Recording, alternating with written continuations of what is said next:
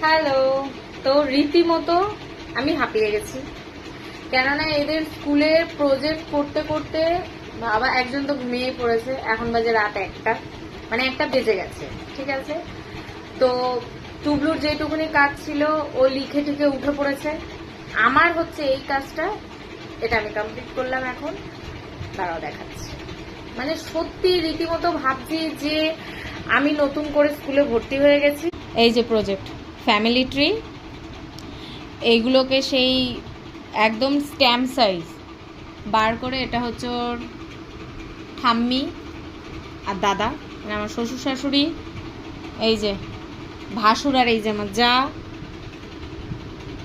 তার 2 ছেলে মেয়ে, এই যে আমরা, আর এই যে আমার পুত্র। First generation, second generation and third generation. এই হয়েছে কাণ্ড। এই যে কেমন হয়েছে? ও কেমন হয়েছে? ভালো।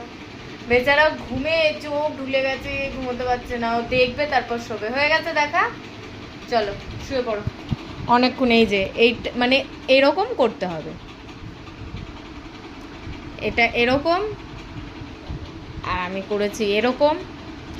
আর ক্ষমতা নেই, চললাম, tata, good night. Good night. চলো।